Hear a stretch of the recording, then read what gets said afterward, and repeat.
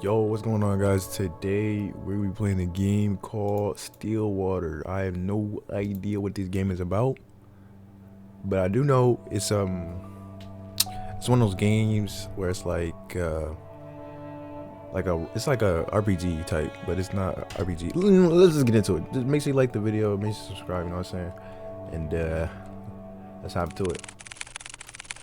This is a work of fiction. The resemblance to any real life people is purely coincidental. How do I get this off the thing? Oh, it is purely coincidental. This game contains depictions of horror, mature themes, violence, and strong language. Viewer discretion is advised. Okay. I'm sorry, but I can't stay here anymore, Nina. I feel like I'm going crazy. Calm down. Wait, calm down. We could just talk. Okay, I was needing talking. So many strange things keep happening after another. Every day there's a damn dripping sound. I thought it was just something leaking at first, but I check every faucet, every ceiling, every pipeline, and still I hear it everywhere, constantly echoing in my ears. Oh, but the water. I find random pools of water just appear out of nowhere, just like the dripping. But it's at night. It's at night when it comes. I don't know if it's my paranoia, but I swear I can hear footsteps walking along the hallways, walking on pools of water. They walk, and they walk upstairs, then downstairs. And upstairs and downstairs and upstairs and downstairs and upstairs and downstairs and upstairs and downstairs and upstairs and downstairs. And it goes on and on and on and on like that. But somehow it does come to an end. And it ends all in front of your grandfather's room.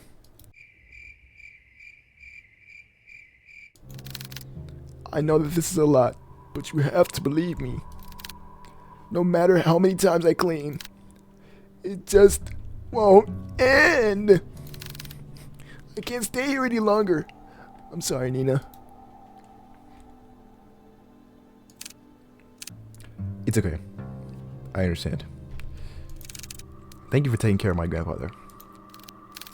Nina, please listen to me. I don't know what's happening around here, but... Doomman on the phone cautiously looks around before speaking again in a hushed tone. Something terrible is lurking through this house. I don't know what it is, but please, as soon as you get back, take your grandfather and just leave this place. No, you see that? No. I can't just leave. That's my home. Please, Nina, this place, it's not safe. I don't remember what I did for her voice. I don't know what you saw, but I just can't leave things like this. It's my home. It's my home.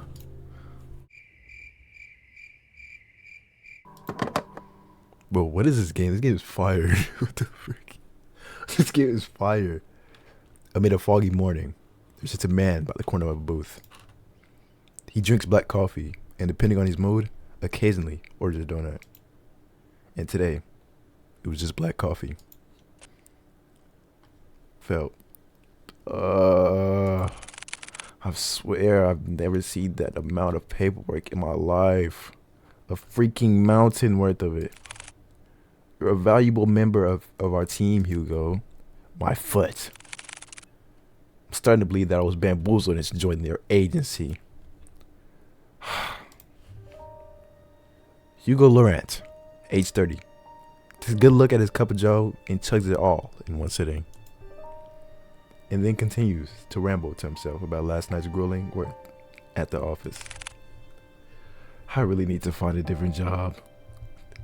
Sonic be like, as he contemplates his poor life choices, he looks out towards the early mist, Now this is a good view. I can't even lie. Like if it's a lake right here and then the mountains and then the tree. No, that's a good view. I ain't gonna lie.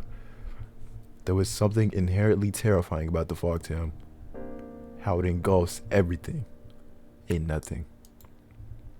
Even if it disappears, it always leaves behind traces. Proof of it remaining. Huh? I think I read that wrong, low key. Even in the quaint like even in the I was going so good. Even in a quaint little town like this, I can't even run from my fate. I guess. Nah, W pen choice. Hugo finally stared at the compiled newspaper clippings he put together. Some of them from recent events, but mainly all were past headlines of missing person cases. No matter how many times I see this, it's still just as hard to look at. Fixating case after case, he can't help but remind himself that there is a reason for all of this. An all too personal reason. Seeing strange things come with a price. In the end, I'm the one doing this to myself. Sounds rough. Mind if I join? An annoyingly familiar voice interrupts his train of thought. He slowly looks up to see the one responsible, although reluctantly. Good morning, Hugo. Hugo scowls and turns away from him, and then gathers the files and shoves it back into the binder. Meanwhile, the tall man takes this as an initiative and sits at the opposite side of the booth. He greets the waitress passing by and orders himself the hefty body breakfast special with an extra plate. As usual, the waitress is happy to oblige and goes back to the counter to relay his order. The man then looks back at Hugo. He sees the empty cup and the now jumbled newspaper clippings. All the while, Hugo is trying to ignore him. You really should eat something with that black coffee. Not ordering any donuts today? Need some water. I'm fine, Noah. Just not in the mood, okay? Not even a little? There's a momentary silence between them. Noah disturbs it once more. Well, too bad for you. I ordered a big breakfast for the two of us. Two? No, you're wild, gang. He's not playing. As if the world could grace Noah with an even more perfect punchline, the food arrives. Why the hell did you order for the two of us? Just eat what you want. Don't worry about me. Oh, shoot, I read for the wrong person. Ignore it. Wow, this looks so delicious, right, Hugo? I can't read, bro. Are you even listening to me? Come on. We both know that if you don't eat now, frick. Come on, frick. Come on, we both. Oh, I'm just gonna read it normally. We both know that if you eat now, who knows when you will. And I'm not talking about. Okay, so open wide. Noah De Leon, age 27, a natural-born charmer, is just as equally persuasive as he is threatening. Now that food did look good, though. You cannot lie. You cannot lie. You gotta eat them tater tots, bro. Look at them tater tots, bro. They look evenly freaking cooked. Nah, that perfect. Nah. Dig in, buddy. With a pensive look, Hugo finally gives in and eats a generous spoonful without further complaints. Now, you eating from another man's spoon? That's kind of wild. I'm not gonna lie. It's good. Wait, frick. Hugo, frick. It's good. Right? Good food will always help cheer you up. Got swept again. Oh, by the way, the chief will be out for a business trip. She mentioned it would be for a couple of days. When did she tell you this? I didn't hear anything about it. Yesterday, I think. Yesterday? She told me to sort out the cabinets yesterday. She didn't mention anything about a business trip. Shorty wild. I guess it was a pretty sudden one. Well, I mean, she did tell me to tell you. And lucky me, I know where you go every morning. You're a stalker, on God. Noah, you gotta move around, buddy. You know what? I'm not surprised anymore. Well, what do you want me to do? We technically have the day off.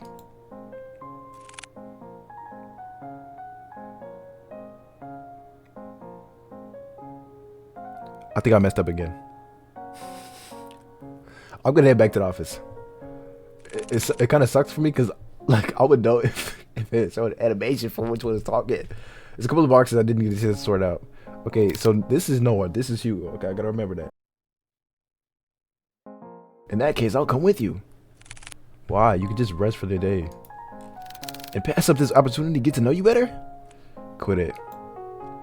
After a lightning banter, the two of them finish their breakfast, pay for their meals, and head to Hugo's car. Okay, Hugo, Noah. Hugo, Noah. Hugo, no like Noah. As Noah opens the door to the passenger seat, he notices a bloodhound sleeping inside. The big dog stirs at the sound of the car opening and lazily stares at Noah. Ah, I'm sorry, big guy. He then closes the door while trying not to make too much noise to disturb its occupant. Colby. Colby. At the sound of his name, his heavy lidded eyes slowly peek to see who calls for him. It is his one and only partner, his human. As if finally realizing who he is or where he is, the old bloodhound stirs up from his sleep, pounces at Hugo, and proceeds to wag his tail uncontrollably. Good morning, Colby. Had a nice nap? Colby, 8 years old, Hugo's most faithful and loving partner in crime, has the biggest tendency to just sleep all over the place. Noah, who is witnessing all of this from the backseat, chuckles to himself. He's amazed and slightly defeated at Hugo's sudden surge of energy. Ha! It doesn't matter how many times I try. When it comes to boosting up his mood, no one can beat Colby. Now you're glazing, buddy. Now he actually is glazing. No, that's glazing for the three head back to the office. The space just the same as Hugo left it. A decent, organized mess. To his credit for the amount of boxes he's painstakingly went through, he believes he did a fair job. Albeit, could have been better. Wow, you really outdid yourself, Hugo. It looks less crowded. Ah, shut up, will you? Hugo, wait, Noah, no like Hugo, okay.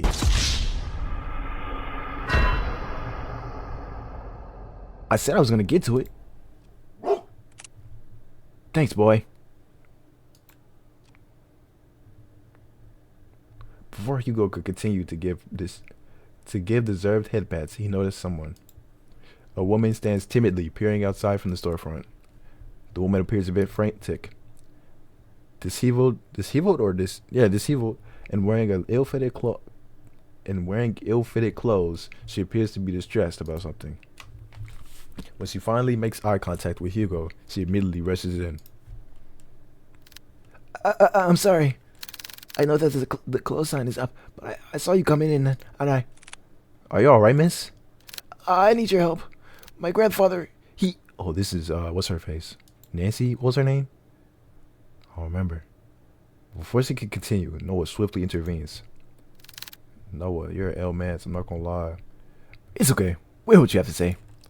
So please, why don't you take a seat? Noah gestures one of the empty chairs. The poor woman hesitates for a moment before heavily sighing in relief. She then walks toward the corner of the room and sits on the sofa. Can you start by telling us your name? I'm sorry for earlier. My name is Nina. Nina Mortimer. Mortimer.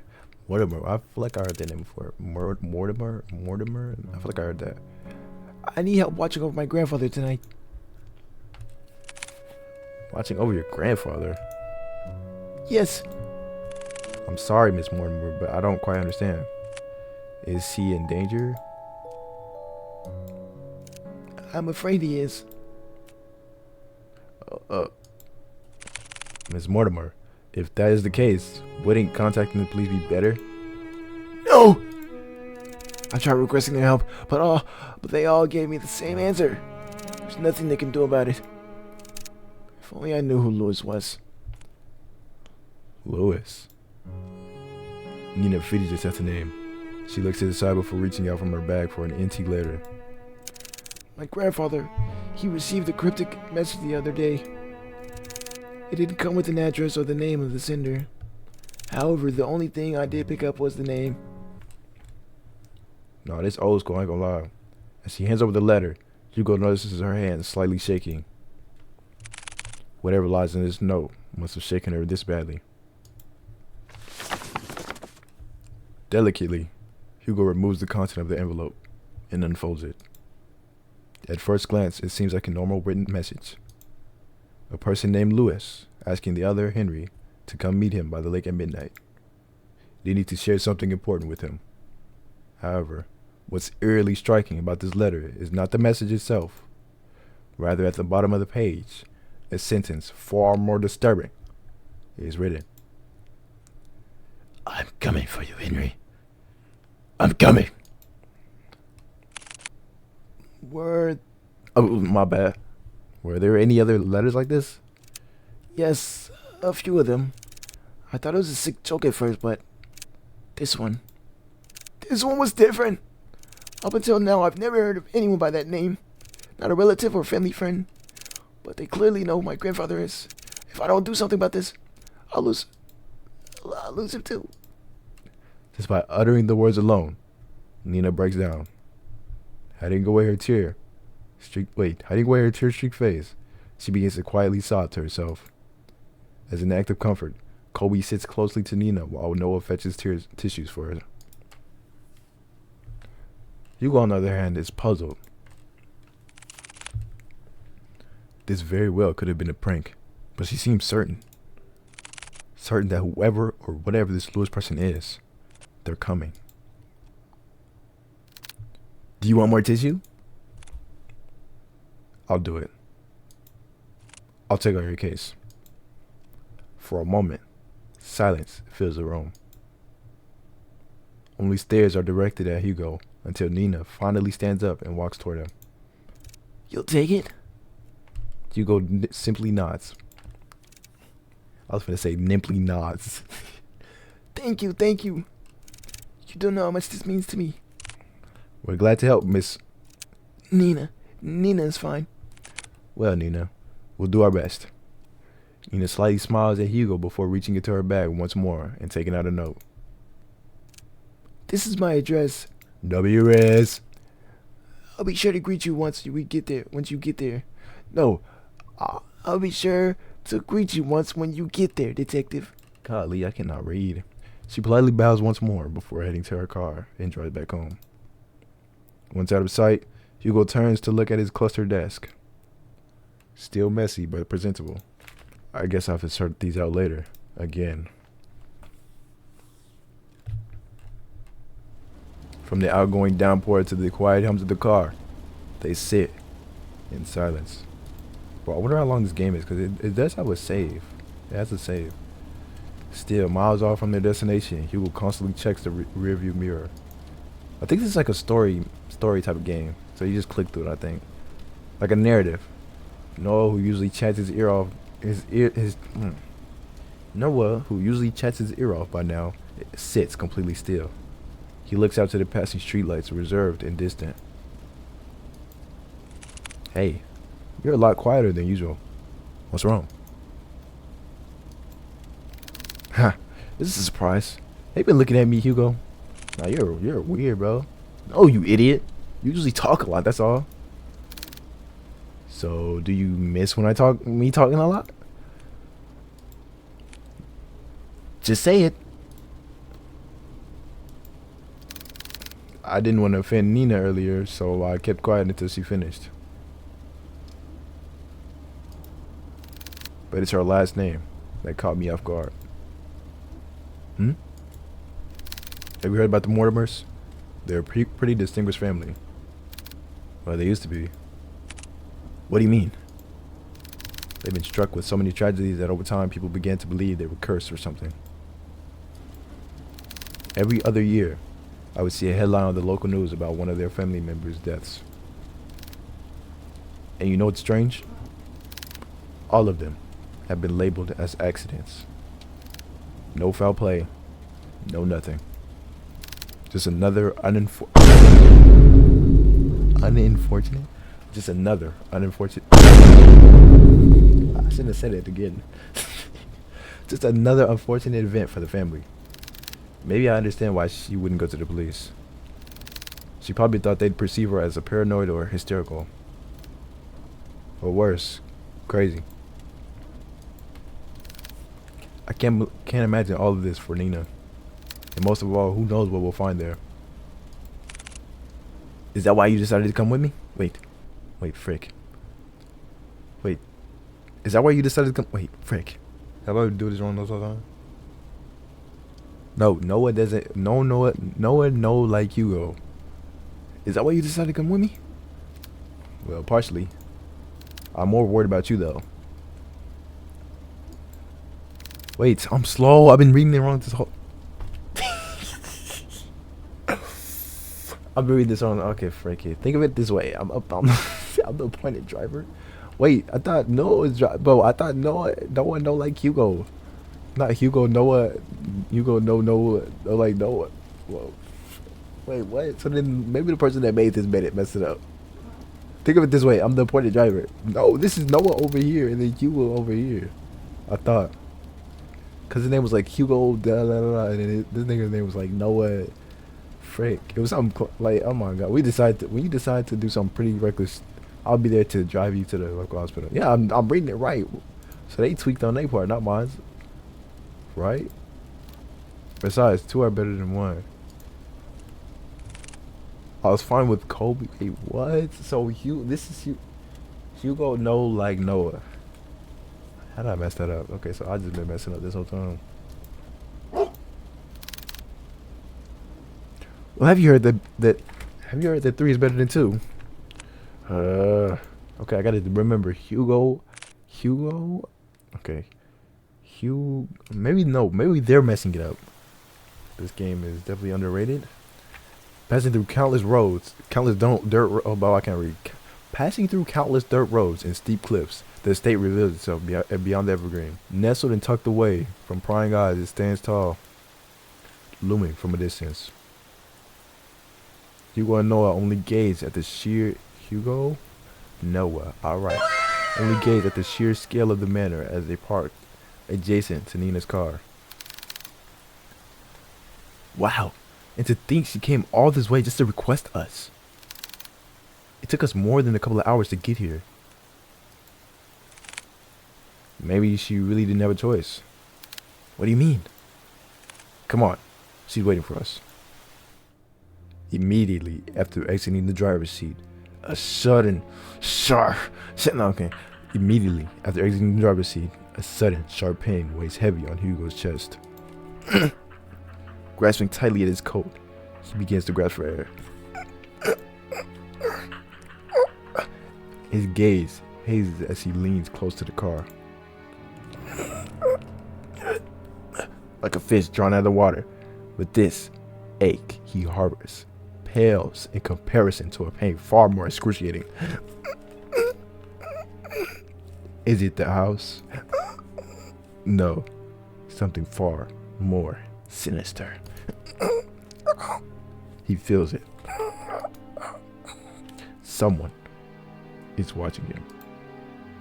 Piercing gaze fixed on him, like leering at a bug and waiting to strike. I'll never forgive you. Holy. What the hell? I'm in already. I need to hurry or else. Wait, what? Hey, are you alright? Noah calls out to him, snapping him out of his fixated trance. What is going on? Something about Hugo we don't know about. Whining with concern over his partner's well-being. Did you hear that just now? Hear what? That voice. It was so close to my ear. Is everything alright? Oh, I'm fine. Don't mind me. I'm just a bit winded out from the trip, that's all. I'd be happy to make you call me at the very least. No. Don't do it. Don't do it. If it's no trouble. No, not at all. It's the least I can do. Once again, this subtle uneasiness from Nina surfaces. But before Hugo could get a chance to look further into it, she walked off towards the front porch without saying another word. Are you sure you're alright? You sound like you were choking earlier. I said I'm fine. Besides, we're already here. We can't back out now. Listen to me. I think you should... Noah abruptly cuts his lecture short as he notices Nina stopping by the front door. Oh, snap. He's just standing there, menacingly. She stands there... Bro, I'm scared, bro. She stands there silently as if contemplating something. I know this may sound rude, but I didn't get a chance to know your names. Well, you were pretty out of it when you walked in. Really sorry about that. No worries. This is Detective Hugo Laurent. His assistant, Colby. And I'm his second assistant, Noah De Leon. It seems so surreal. Just like a cartoon. No, Sherlock. Hugo laughing. Ha ha ha ha. It's gotta sound fake and awkward, I'm telling you. Nina meekly smiled before turning around away from them. I need a laugh track. I haven't been quite honest with you, Detective Laurent. Just like before, as if carefully choosing her next words, she decides that in this situation, words are not enough. She covering something up with her jacket. You'll see for yourselves what I mean. Okay. And with that, Nina enters the house, leaving the three to follow behind. See, see, it's going up. After that, it's up. You better have your Glock on you or something, bro. It's up. You went to a ghost house, it's over. He was about to enter through the foyer when he feels a tug on his arm. Don't forget what you told me. If something happens, let me know right away. You'll be the first to know. And with that, Noah releases his grip on Hugo. He proceeds to head in, not knowing what awaits him beyond the door. And then there's another. I'm not gonna end the video there. So I ended like, well, I could. I mean, it's a perfect 30, 29. Greeted with the brightly lit hallway, Hugo notes that the interior is just as grand. Make sure you like the video. Make sure you subscribe. My bad. This ain't Twitch. Make sure you subscribe. I mean, yeah, I kind of did, but you're not paying for it, you know what I'm saying? It's free, so you can just press the button and then, you know what I'm saying, come back. When you remember me in the next 20 years, no, I'm playing. I'm going to keep making videos. But, hit the noti bell, too. Definitely follow my Twitch. Definitely, I'll be streaming on there, you know what I'm saying? I'll be playing Modern Warfare, you know what I'm saying? But, like I said, when I hit 25 or 30 subscribers, I'm going to do Outlast Episode 2. Because I hate that game with a passion. Alright, I'm going to catch y'all in the next one. Peace.